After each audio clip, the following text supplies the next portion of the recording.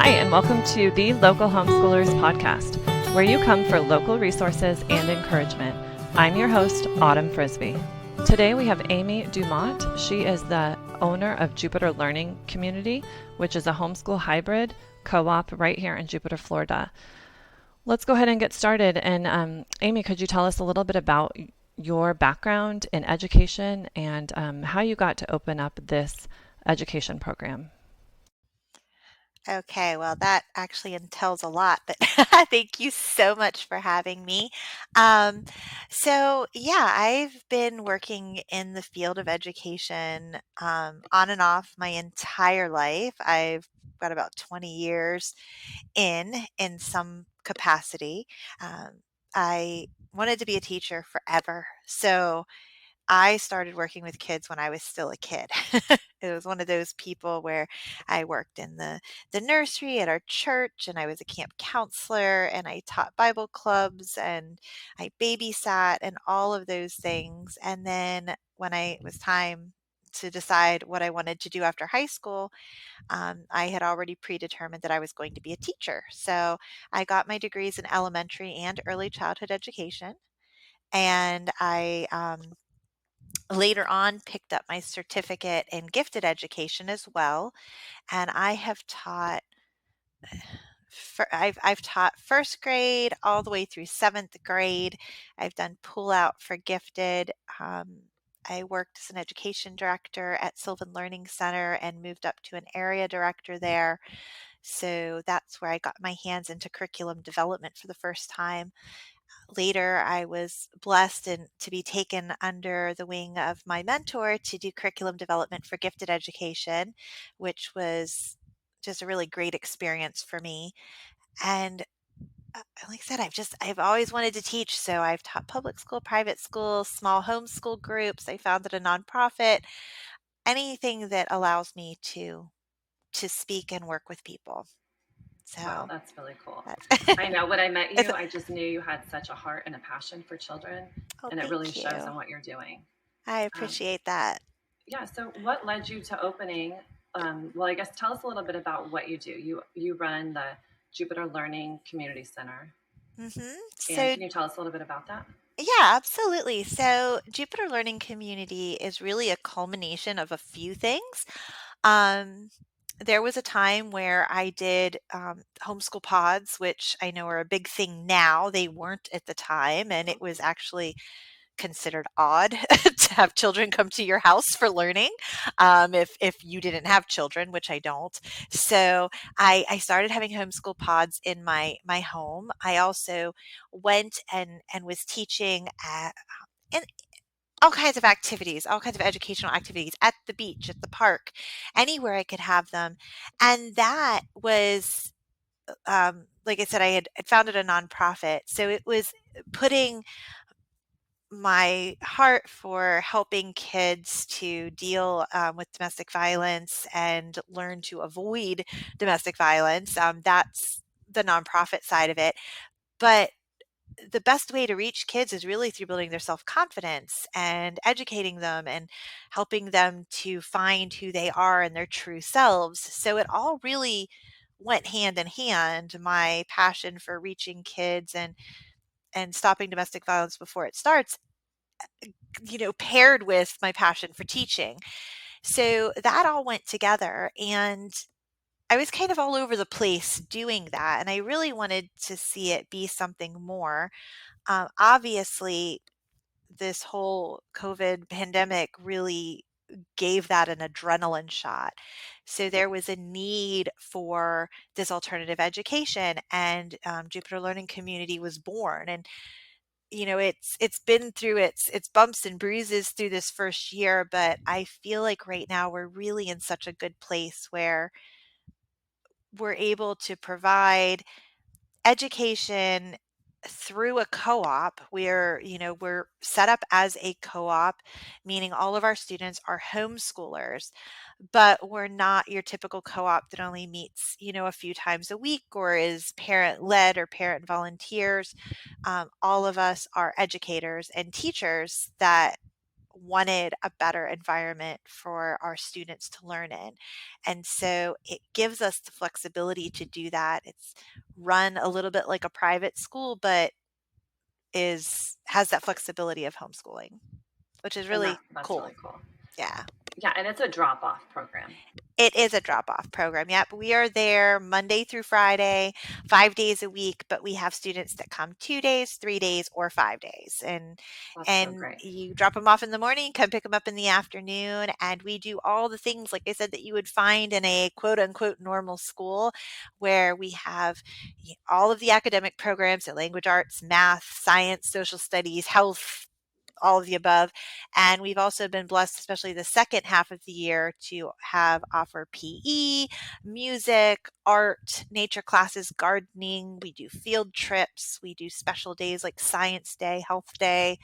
Um, really want to give kids as many experiences as we can, but still look to the standards to guide us in our curriculum and our, all of our lessons.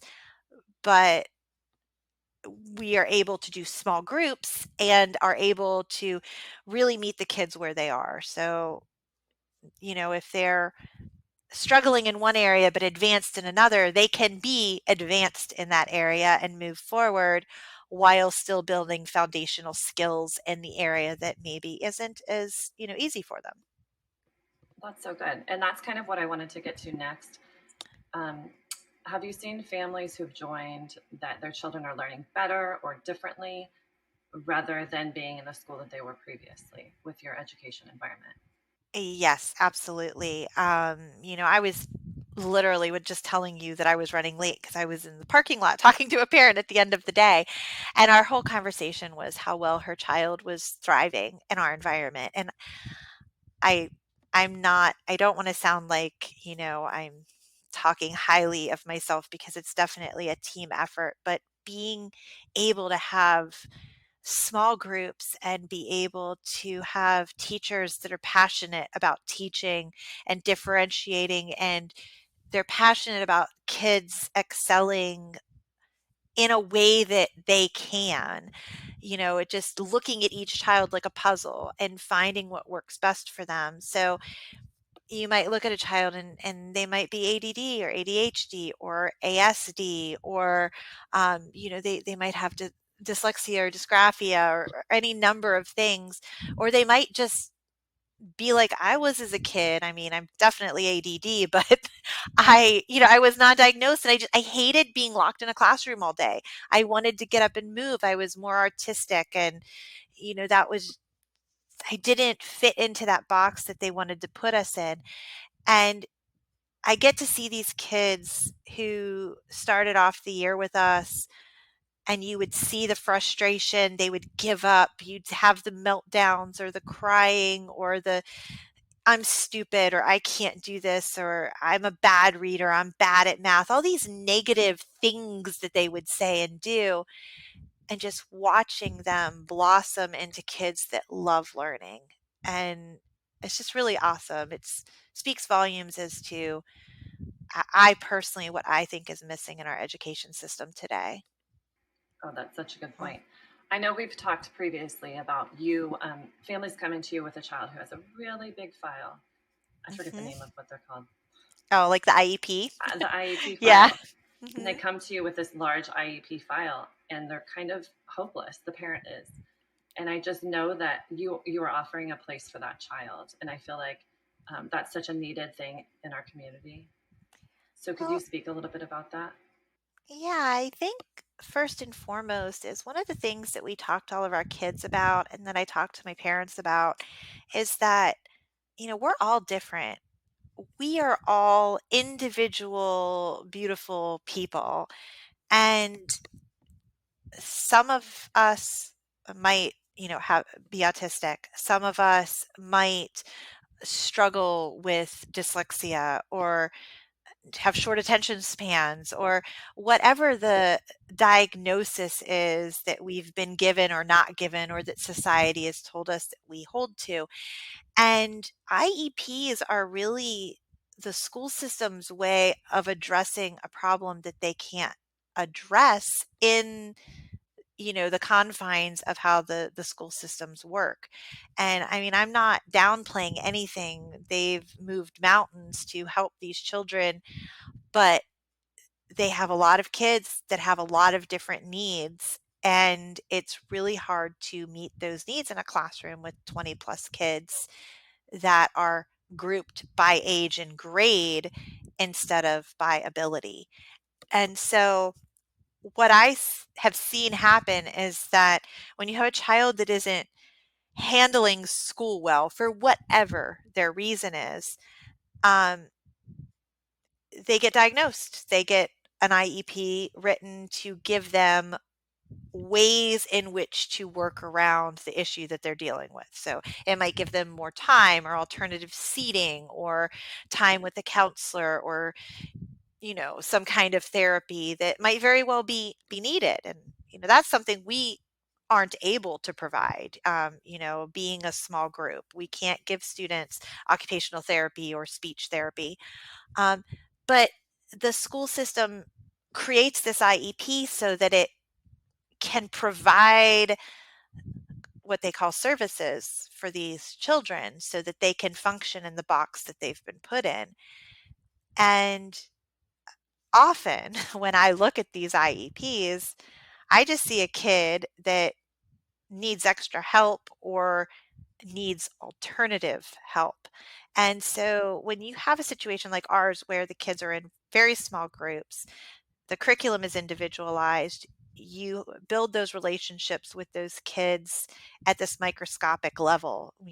I talk to my parents all the time. I see the kids every day. I have heart to heart conversations with them. And we're allowed to do that because we're not under the confines of a certain system. That those IEPs just kind of go out the window. All those things like extra time on a test or alternative seating or ability to have a stress ball or to be able to take a time out when needed. I mean, that's just automatically built into our day for all of our kids. Yeah, so they don't need an IEP to have access to those. So those stresses of, is my kid getting the services they need, just kind of melt away because our entire goal is about giving your child the services that they need. And if we can't give them, then we're going to help you find somewhere that can. Right. So That's so wonderful because it really allows freedom in education it for both the does. student and also the teacher. And Hmm. that is amazing. And when you have teachers that have freedom to teach and are happy doing their thing, it really opens up a world of opportunity for what your classroom looks like. And I just, to me, it's funny because sometimes I forget, which I know this sounds crazy, but it's like I started this, right? This is like my baby per se, but I'm still a teacher there. And it's like every once in a while, even I have to be reminded, hey, oh, I can do this different because I can. And that's just such a gift as a teacher. Oh, yeah. So, And especially me as a homeschool mom, that's a gift because yep, I have to remember I can do it different or my child is different than yep, someone who's in traditional school. So, yeah, absolutely. we all have to take that moment and we take a we've breather. been programmed. Yeah. Right. We know the answers according to what we've been told our whole life, but the reality is there are so many other ways to do things, and you have that opportunity when you homeschool. That's really cool. So, speak to that parent whose child is not fitting in the box that they currently have them in. They're struggling, maybe they're failing, or maybe they've been diagnosed with some sort of, what do you call it? Just anything, Diagnosis, yeah, I a guess. Yeah, diagnosis, anything. yeah. Mhm. Um, what would you say to encourage that parent to say, jump in, you can do this, take your child out of school or homeschool or alternative education options that are there? Well,